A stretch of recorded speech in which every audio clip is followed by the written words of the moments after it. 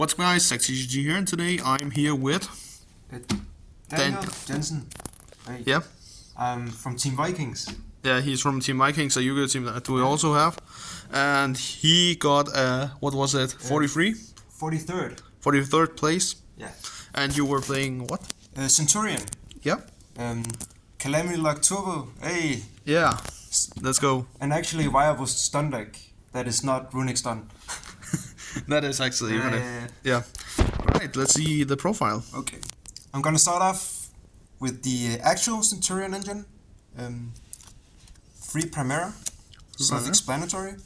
Yeah. 1 card combo. The same with Trudea. I would say Trudea is a better normal summon and a better 1 card combo because this plays under Shifter way better than Primera. That's mainly because Primera gets the field spell, but the field spell can't activate under Shifter. Then I play one of the big ones. They're kind of bricky, but I chose to play them because if you draw one of them, your combos are very awkward and can most often or not, if you're interrupted in other plays, make it so you can't really get into a level 12 synchros and actually get to the Calamity combo. What were your experience with the new gargoyle? I found it to be very good.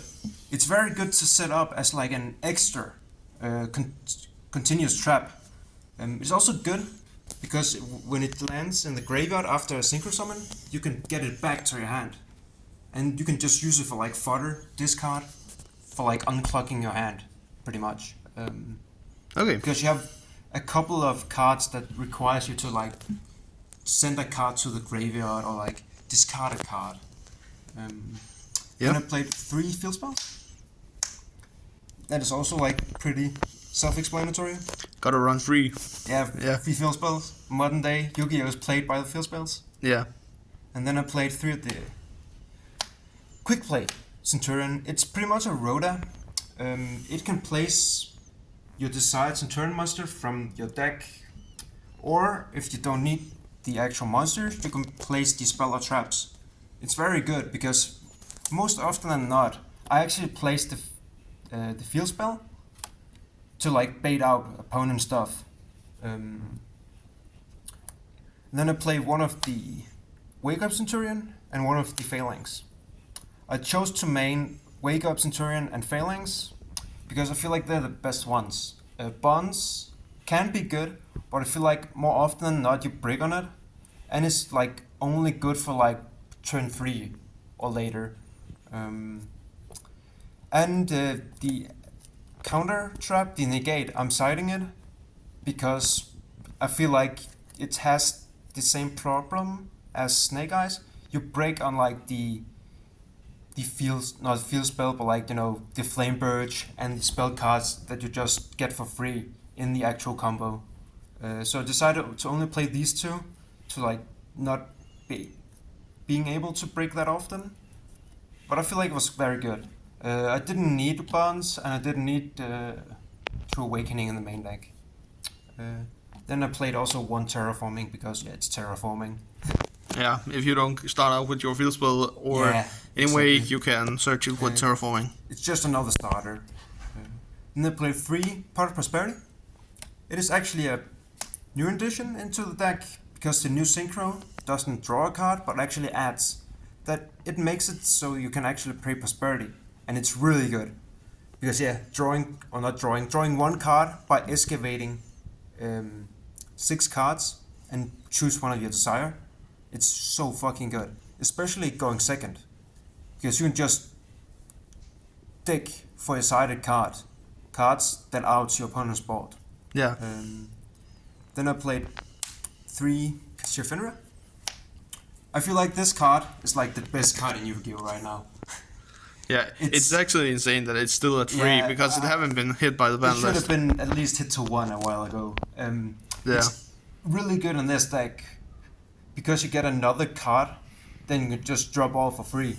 So like your requirement of like sending 1 card from hand to graveyard with a field spell doesn't really matter when you draw Fenrir, and he's a really good interruption going first, and he's a really good baiter if you go second and play into an established board. Then I played 3 Nibiru. I don't think this card is main-worthy this format. I played a lot of Voiceless Voice. I played against Jabel, and I played against Melodious. More often than not, the opponent is gonna have a negate or some kind of way to play around Nibiru. So I feel like this card is only good against like the desired matchups that you actually wanted, like heroes or other like anime decks. Yeah. What will you say that were the hardest matchup for you today? I feel like the Yobel matchup was very hard. I calamity like my opponent who was playing Yobel. Yep. But yeah, he could play around it because it only prevents him from using on-field effects. Yeah. So he just uses his turn player priority to activate Nightmare Throne, and then that gives him like full combo, because then he's just gonna destroy his monsters. Yeah. From deck, and he could just use the new Grave Squirmer to like destroy another card from his hand. Yeah. And they all activate in a graveyard, and then you get out like 3 Yobels, and then it just attacks into your big monster, your big Calamity with like 4,000 attack points that just gets reflected when he attacks you. Okay. So I feel like this card should have been another card. Yeah. Then I'm using Dimension Shifter. This card has actually become quite good in this deck, because you can actually play around the banishment of like your monsters, because the new Synchro monster can get it from your banish pile. It can place them from your graveyard or banish pile as a face-up continuous trap, and that is why you're using it. I feel like it was okay. I played against Plants, and I've shifted him, then just passed. Unfortunately, I bricked, so like I just normal summon my monster and beat over one of his Rosemary, something plant. Something. Yeah, there's so many of them. Yeah. I wouldn't say it underperformed. It was just, it was quite good when I saw it. Then I'm using Aspelism and Joy Spring. Best hand trap of the format. Yeah, it's still really good. Some people say you shouldn't run it against Snake Eyes. I could say they're probably right. Because of Hela, and they can go into Promethean because of Ash is a fire as well. I feel like it's too good, especially when you're playing this deck that has this many non-engine slots. You just need something to fill it out. Then I'm playing 3 Super Polymerization. How did that actually work out for you? Because I've seen that a lot of people haven't been playing Super Poly and Centurion before. It's really good. You have many cards that you actually want to discard. Yeah. Because they have like gray artifacts. And it's just a good card to play into boards with. And if you go first and just set it, your opponent has to play around a Calamity Lock and Super Polymerization. And when you get to your opponent's turn, you always have a discard, because you're gonna summon your Primera that's gonna add 1 card from deck to hand. So you're always guaranteed to have a discard for Super Polymerization. Yeah. It's never a downside, the discard one. Then the last hand trap I'm playing is Infinite Impermanence. Actually, I will say Imperm is a little bit better than Valor in this format, because of still a lot of people are playing Talons and stuff like that. It doesn't play the Talons. Because I'm using Dimension Shifter, I can't really run Effect Valor, because it has to be sent to the graveyard. But like, it's really good.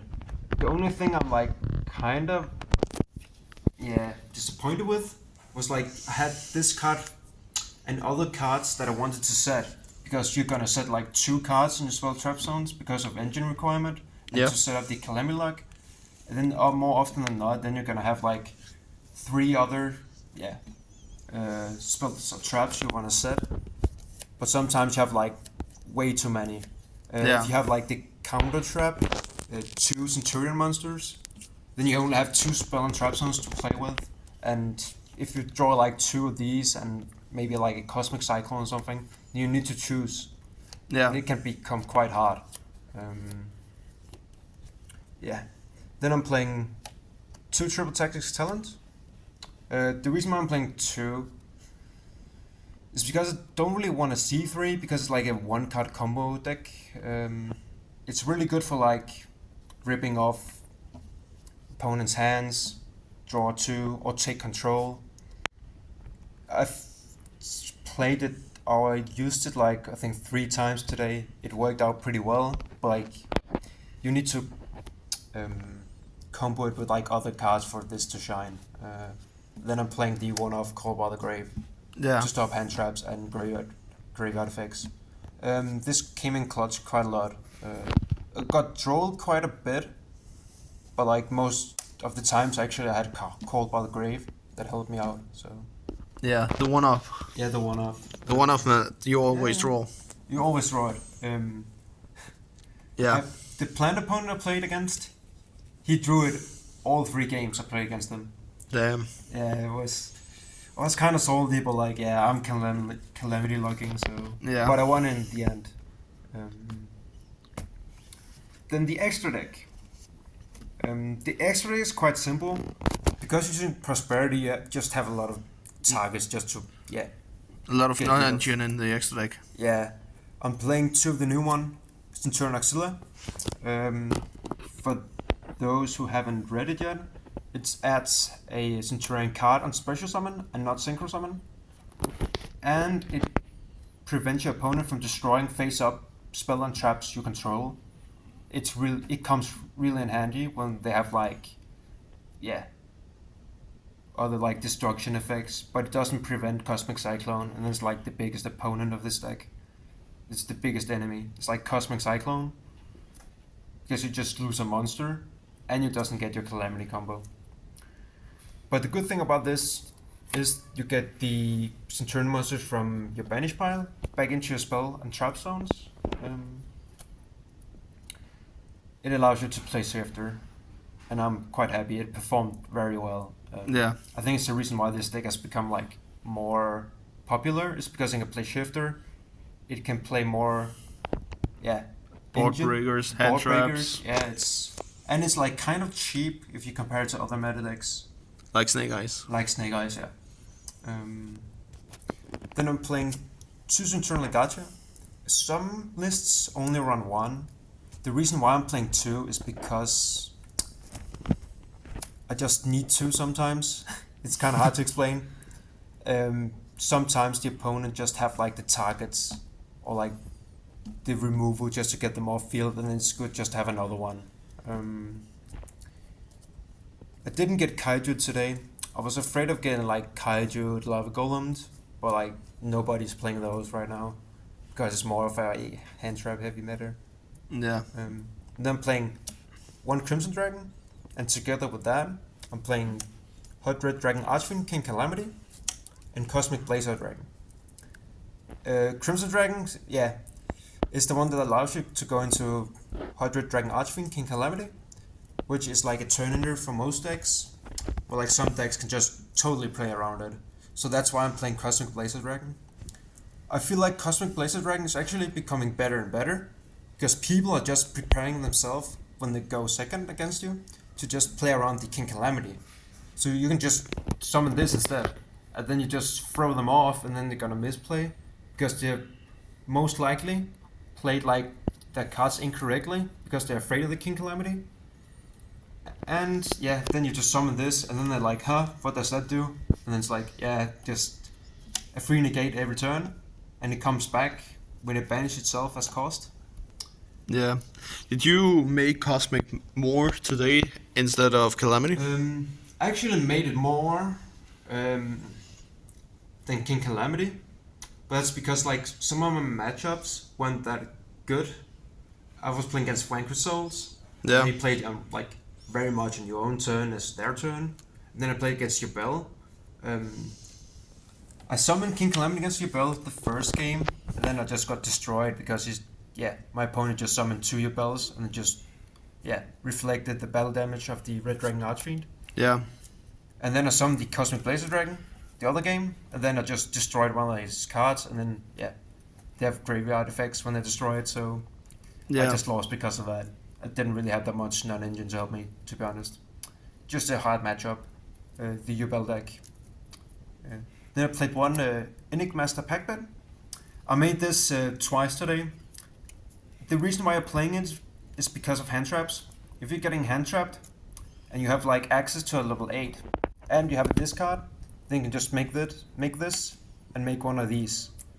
To those that do not know what it does, on summon or if it's sent to the graveyard, you can target one card in your graveyard or face up on the field. And then you can discard one card as a card effect and then can place it as a face up continuous trap. So it's have very good synergies with the deck.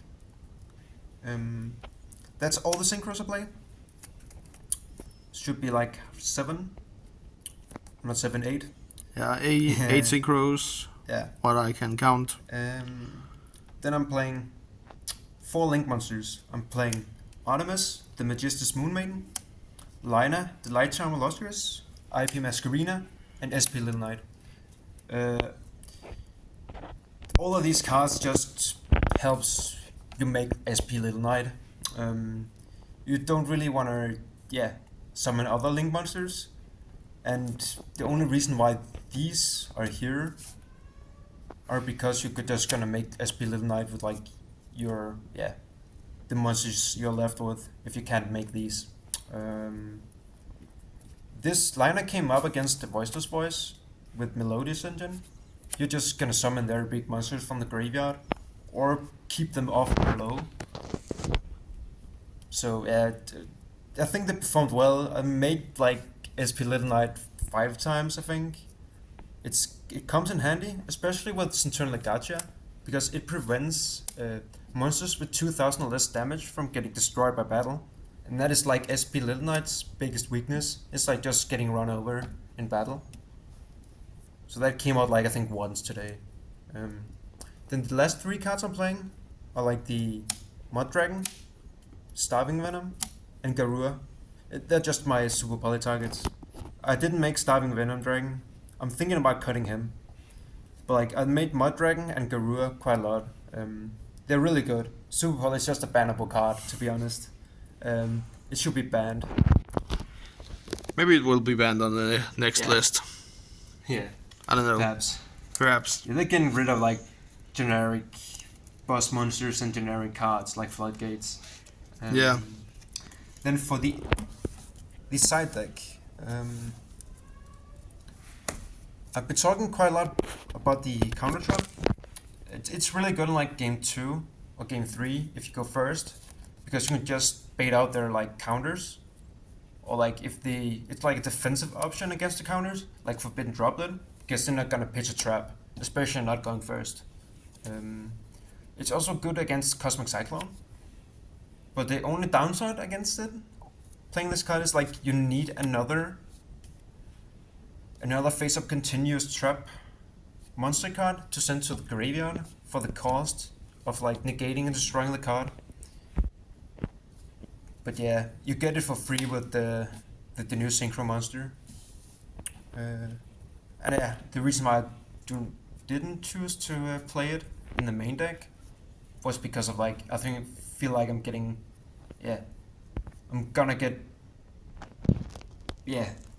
I'm just gonna break with it.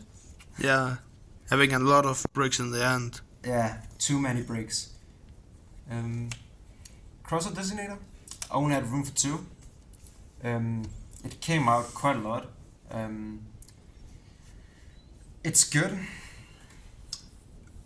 but like if I'm getting hit by the hand traps I'm not playing in the side deck or main deck, then it's like pretty useless.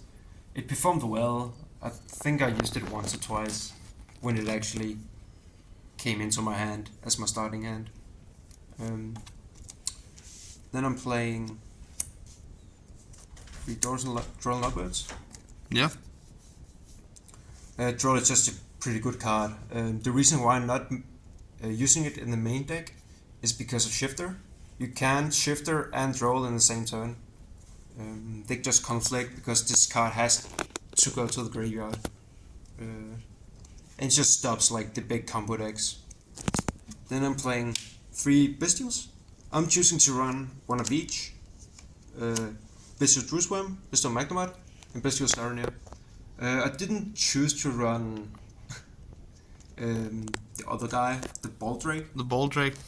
Just because he's not, I feel like this one can actually send one of the other ones to the graveyard, so you have like better draws. Yeah. And like the main usage is against like Voiceless Voice and the other Light and Dark decks, the Chaos decks. And they perform quite well. I saw it against a hero player.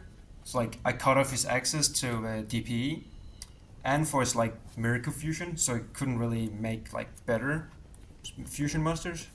But yeah, it's quite good. Then I ran 3 Cosmic Cyclone. Honestly, these ones should have been the main deck instead of Nibiru. There's so many cards that you just need to get rid of that are like field spells, continuous traps, Bell, Voiceless Voice, Centurion, and even like some decks, they're just gonna set cards and they're most likely floodgates or like interruptions on your turn, and they're just a good trade-off, a good 1-for-1. But the only downside is like the life point cost. It comes up in time, so yeah, you're gonna lose if you use this in like the 3rd game and there's like 3 minutes left on the clock. Then I choose to run 2 Lightning Storms because it's similar limited, and 1 Harpy's Feather Duster. They're basically just 3 Harpy's Feather Dusters. Every time I use Lightning Storm, I used it on back row. It's just good to use. There are so many cards, like I said before, that are just spells or traps that are just good to get rid of because they are like interruptions or recursion on the opponent's turn. Because you're not gonna OTK your enemy or like your opponent with this deck. Is there any cards that you would decide to maybe swap out in the side deck instead of, let's say, cards like maybe, Dimensional Barrier or Evenly Matched as examples? I didn't choose to run Dimensional Barrier because I think the only real deck that it stops right now is Turnpike Dragons, and I'm using Synchros myself. Yeah, it's like kinda. It does destroy your own strategies a little bit. A little bit, yeah. But that is where like my Cosmic Cyclones, my Droner Logbirds comes up. And it's quite hard for the opponent to play under a Calamity Log as a Tempai player. Yeah. If they don't interrupt me at my plays, because it's another 1-card engine deck. I was thinking about using a Chaos Angel, because sometimes when you use Super Polymerization and you get Garou on field and you have like your level 4 tuner, then you can just synchro them off into Chaos Angel, and then you get both effects and you get a draw. That's really good, and you get the banish from Chaos Angel. So I'm thinking about using Chaos Angel instead of Starving Venom. Yeah. I feel like it's the only card I missed. It was like a Chaos Angel, and not that many other cards. I didn't choose to run a Ghost Spawner because I feel like it was not that good in this deck. Ghost Spawner got used against me because it chain blocks the Crimson Dragon when it gets summoned, so you're forced to go into the Cosmic Blazer Dragon. But that doesn't matter then, because then it used 1 resource. To hand rip themselves, and then you're gonna have another negate. And then it's like 2 cards they use to get rid of their Calamity Log. So they have like 4 cards and a Cosmic Cyclone and Recursion and my hand traps to play around, or my Super Polys and other board breakers to play around, and it's just not feasible most of the time. Only if you're playing like decks like Bell, where you're just gonna having the alternative win condition of just using Bell to reflect the battle damage of like 3,500 or 4,000 from a King Calamity. Yeah. All right. Congratulations on the win Thanks. today. And yeah, that was all for this video, guys. I hope you enjoyed, and we'll see each other next time. Peace out.